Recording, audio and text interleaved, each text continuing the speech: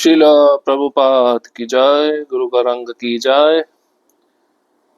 तो कल के सत्र में हमने सुना था उडुपी के तत्ववादी दार्शनिकवादी जिनका संवाद चल रहा है चैतन्य महाप्रभु के साथ।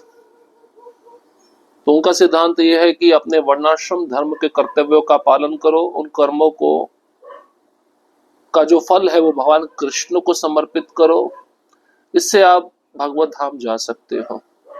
लेकिन महाप्रभु कहते हैं मनुष्य जीवन का सबसे बड़ा लक्ष्य है भगवान का प्रेम प्राप्त करना, और भगवान का प्रेम प्राप्त करने के लिए नवदा भक्ति करनी जरूरी है, और नवदा भक्ति में भी श्रवण कीर्तन अत्यधिक महत्वपूर्ण है।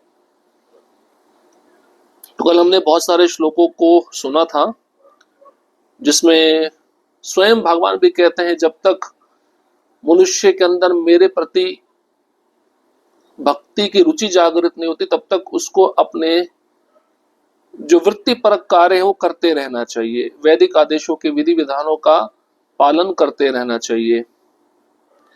और महाप्रभु ने ये भी समझाया था कि जब हम अपने वृत्ति परक कर्तव्यों को भगवान को अर्पण करके मन शुद्ध कर लेते हैं तब हमें शुद्ध भक्त की संगति चाहिए होती है, जिसके द्वारा हम अपने हृदय में शुद्ध भक्ति प्राप्त कर सकें।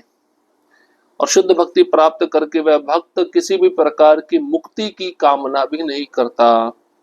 5 प्रकार की मुक्ति है जिसको हमने संक्षेप में कल सुना था। अब विस्तार पूर्वक महाप्रभु उन तत्ववादियों को कहते हैं। सालोक्य साष्टि सामीप्य सारूप्य कत्वमप्युता दीयमानम न गृह्णन्ति विना मत्सेवनम जना। शुद्ध भक्त सदैव 5 प्रकार की मुक्ति का बहिष्कार करते हैं। यह है वैकुंठ लोक में रहना, भगवान जैसे ऐश्वर्यों से युक्त होना, भगवान जैसा स्वरूप प्राप्त करना, भगवान की संगति करना तथा भगवान के शरीर में समा जाना।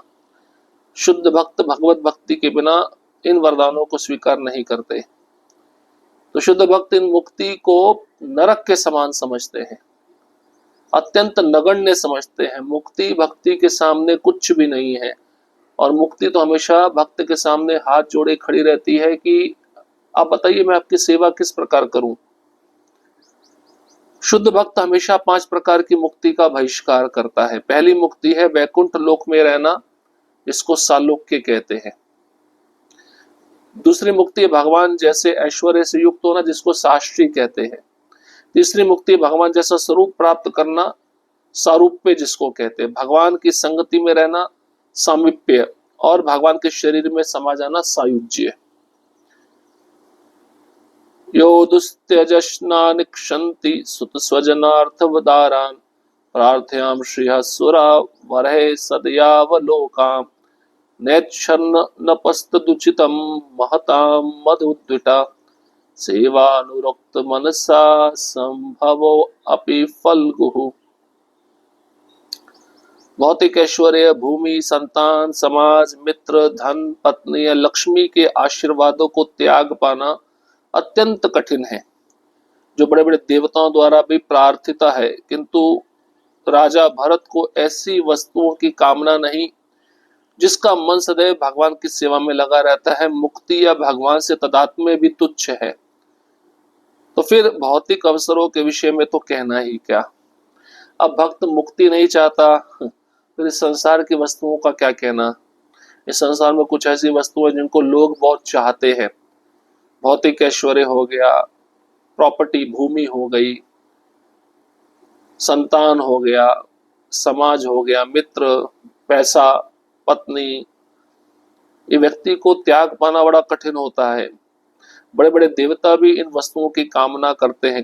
केवल और केवल राजा भरत ऐसे महान भक्त थे जिन्होंने ऐसी वस्तुओं की कामना ही नहीं की, क्योंकि उनका मन सदैव भगवान कृष्ण के चरणों में लगा रहता था। तो ऐसा भक्त मुक्ति या भगवान के शरीर में विलीन हो जाना इसको भी तुच्छ मानता है। तो फिर इस भौतिक वस्तुओं के विषय में क्या कहा जाए। ये तो भक्त चाहता ही नहीं है।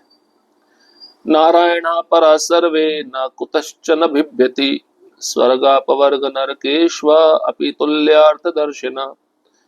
भगवान नारायण का भक्त नरक से नहीं डरता, क्योंकि वह इसे स्वर्ग जाने या मुक्ति के ही समान मानता है। भगवान नारायण के भक्त इन वस्तुओं को एक सा ही मानने के अभ्यस्त होते हैं। तो भक्त के लिए चाहे स्वर्ग हो चाहे नरक हो, एक समान है। वो जहां पे भी जाएगा अपनी भक्ति ही करेगा, अपनी भक्ति में क्रियाओं को कभी भी वह छोड़ेगा नहीं। तो स्वर्ग हो, नरक हो, मुक्ति हो, भक्त इसको एक समान मानते हैं, इसमें कोई भेदभाव नहीं देखते। मुक्ति कर्म दुई वस्तु त्यजे भक्तगण, से दुई स्थाप तुम साध्य साधन। भक्तगण मुक्ति तथा सकाम कर्म इन दोनों का परित्याग करते हैं। आप इन्हें ही जीवन का लक्ष्य तथा उसे प्राप्त करने का विधि के रूप में स्थापित करना चाह रहे हैं। तो महाप्रभु कह रहे उन तत्ववादियों को, देखो भक्त जो होते हैं मुक्ति हो सकाम कर्म हो इन दोनों को छोड़ देते हैं, और आप इन दोनों को ही जीवन का लक्ष्य मान रहे हैं, उसे प्राप्त करने का विधि रूप में आप उसको स्थापित कर रहे हैं। तो फिर शुद्ध भक्ति का तो प्रश्न ही नहीं उठता है। सन्यासी देखिया मोरे कर वचन, न कही लते साध्य साधन लक्षण। श्री चैतन्य महाप्रभु उस तत्ववादी आचार्य से कहते रहे, आप मुझे सन्यासी वेश में देखकर मेरे साथ कपटपूर्ण आचरण कर रहे हैं। आपने विधि साधन तथा चरम लक्ष्य साध्य का सही सही वर्णन नहीं किया है। तो महाप्रभु ने कहा, देखो आप मेरे साथ गलत चीज बोले हो, कपट कर रहे हो। जो प्रश्न मैंने आपको पूछा था उसका उत्तर आपने सही से नहीं दिया। मैंने पूछा था साधन और साध्य क्या है मनुष्य जीवन में, आपने उसको ठीक से नहीं बताया। शून्य तत्वाचार्य हैला अंतर लज्जित, प्रभुर वैष्णवता देखी हैला विस्मित। श्री चैतन्य महाप्रभु की बात सुनकर तत्ववादी संप्रदाय का आचार्य अत्यधिक लज्जित हो गया। वैष्णव धर्म में श्री चैतन्य महाप्रभु की दृढ़ श्रद्धा देखकर वह आश्चर्यचकित रह गया। तब उस तत्ववादी जो आचार्य था उसको भी लज्जा आई। महाप्रभु की जब उसने बात सुनी तब वह समझ गया कि इनका बहुत श्रद्धा है वैष्णव धर्म पे, तो इनको मैंने गलत उत्तर दिया है। तो महाप्रभु की वैष्णव धर्म पे श्रद्धा देखकर वह तत्ववादी आचार्य आश्चर्यचकित रह गया। आचार्य कहे, तुम यह कहा सही सत्य है, सर्वशास्त्र वैष्णवेरा ऐ सुनिश्चय। तत्ववादी आचार्य ने उत्तर दिया, आपने जो कहा है वह सत्य है, यही सारे प्रामाणिक वैष्णव शास्त्रों का निर्णय है। अब उस तत्ववादी आचार्य ने भी महाप्रभु की बात को मान लिया। उन्होंने कहा, आप जो कह रहे बिल्कुल सत्य है, यही सारे प्रामाणिक वैष्णव शास्त्रों का निर्णय है, सार यही है सभी शास्त्रों का। तथापि मध्वाचार्य ये करिया छे निर्बंध, सही आचर्य सब संप्रदाय संबंध। तो भी मध्वाचार्य ने हमारे संप्रदाय के लिए जो सूत्र निश्चित कर दिए हैं, हम उन्हीं का पालन संप्रदाय की नीति के रूप में करते हैं।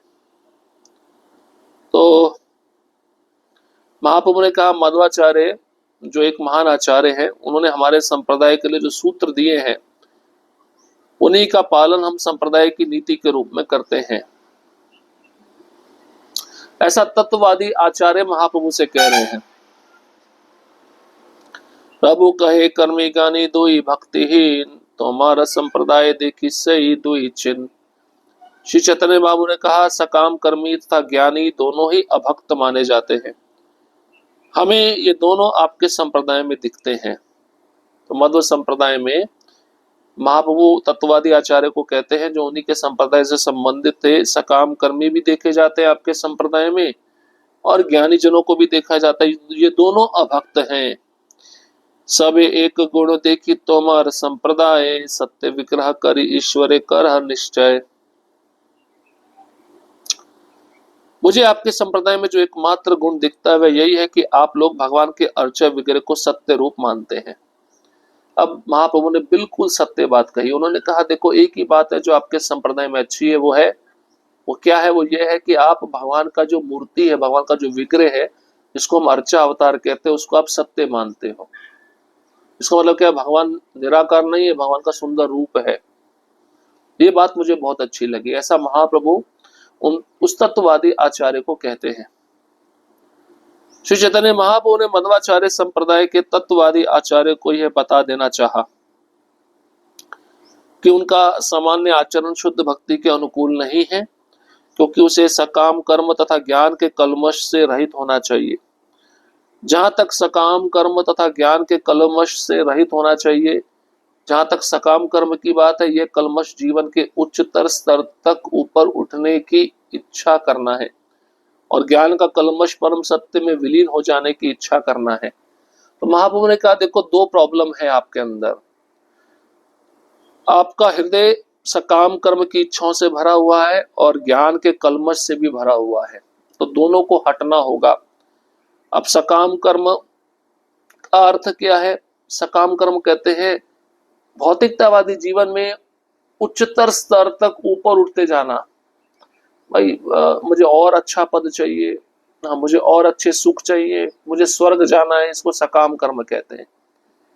और ज्ञान का कलमश, इसका मतलब क्या है? भगवान के शरीर में विलीन हो जाना। ये दोनों चीजें आपके संप्रदाय में दिखती है। मध्वाचार्य का तत्ववादी संप्रदाय वर्णाश्रम धर्म के सिद्धांत को मानता है, जिसमें सकाम कर्म निहित होता है। उनका चरम लक्ष्य मुक्ति मात्र एक प्रकार की भौतिक इच्छा है। शुद्ध भक्त को सभी तरह की भौतिक इच्छाओं से मुक्त होना चाहिए। वह केवल कृष्ण की भक्ति में लगा रहता है। तो भी चैतन्य महाप्रभु को इस बात की प्रसन्नता थी कि मध्वाचार्य संप्रदाय अथवा तत्ववाद संप्रदाय भगवान के दिव्य रूप को स्वीकार करता है। ये वैष्णव संप्रदायों की सबसे बड़ी विशेषता है। अब मध्वाचार्य का जो तत्ववादी संप्रदाय है, जिसमें दार्शनिक भी रहते हैं, वो वर्णाश्रम धर्म के सिद्धांत को ज्यादा मानते हैं। 4 वर्ण 4 आश्रम, उसमें किए गए कर्म, उसको ज्यादा महत्व देते हैं, और जिसमें सकाम कर्म सबसे ज्यादा रहता है। अब उनका चरम लक्ष्य मुक्ति प्राप्त करना है। ये भी एक प्रकार की तो भौतिक इच्छा है ना, और शुद्ध भक्ति में ऐसी भौतिक इच्छा नहीं होनी चाहिए। उस शुद्ध भक्त को तो केवल कृष्ण की भक्ति में लगे रहना चाहिए। लेकिन फिर भी चैतन्य महाप्रभु खुश थे, प्रसन्न थे मध्वाचार्य संप्रदाय से, क्योंकि ये संप्रदाय भगवान के दिव्य रूप को स्वीकार करता है। यह तो मायावाद संप्रदाय ही है जो भगवान के दिव्य स्वरूप को स्वीकार नहीं करता। यदि कोई वैष्णव संप्रदाय भी इस निर्विशेष प्रवृत्ति में बह जाता है, तो उस संप्रदाय का कोई स्थान नहीं होता। यह तथ्य है कि ऐसे अनेक तथाकथित वैष्णव है जिनका चरम लक्ष्य भगवान के अस्तित्व में विलीन हो जाना है। उदाहरण के लिए सहजिया वैष्णव दर्शन भगवान से तदात्म्य चाहता है। श्री चैतन्य महाप्रभु इंगित करते हैं कि श्री माधवेंद्रपुरी ने मध्वाचार्य को इसलिए स्वीकार किया क्योंकि उनका संप्रदाय भगवान के दिव्य स्वरूप को स्वीकार करता है। ए मत तार घरे गर्व चूर्ण करी, फल्गु तीर्थ तबे चली आई लगौर हरि। इस तरह श्री चैतन्य महाप्रभु ने तत्ववादियों के गर्व को चूर चूर कर दिया, तब वह फल्गु तीर्थ गए। तो मायावाद संप्रदाय क्या होता है? जिसमें भगवान के दिव्य रूप को स्वीकार नहीं किया जाता।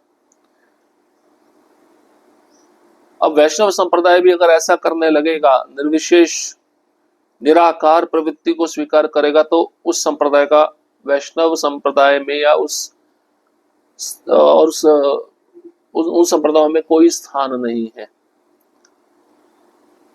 और ऐसे भी अनेक वैष्णव गण हैं जिनका चरम लक्ष्य होता है भगवान के अस्तित्व में विलीन हो जाना। उदाहरण दे रहे हैं सहजिया वैष्णव दर्शन।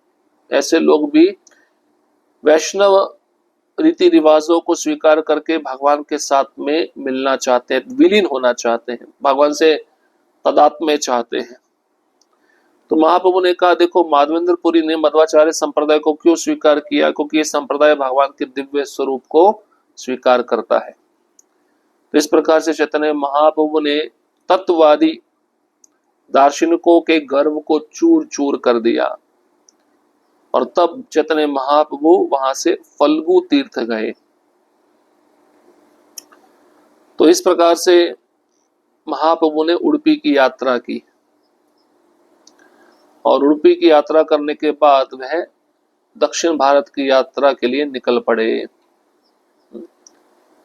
तो इस प्रकार से जो मध्वाचार्य का चरित्र है आज हमने समाप्त किया। तो कल हम शिल प्रभुपाद जी की जो लीलाएं अपने शिष्यों के साथ, छोटी छोटी सुंदर सुंदर लीलाएं हैं, उन लीलाओं में बहुत सारी शिक्षाएं, उनको श्रवण करेंगे। सो प्रभुपाद नेक्टर, प्रभुपाद लीलामृत भी कह सकते हैं। जिन लीलाओं का वर्णन सतस्वरूप दास गोस्वामी महाराज प्रभुपाद लीलामृत में नहीं किए हैं, कुछ प्रभुपाद जी की ऐसी कहानियां हैं उनके शिष्यों के साथ, उस पर हम चर्चा करेंगे कल से।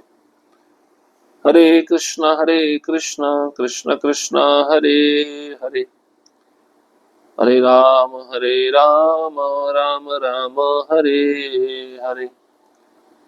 श्रील प्रभुपाद की जय, गुरु गौरांग की जय।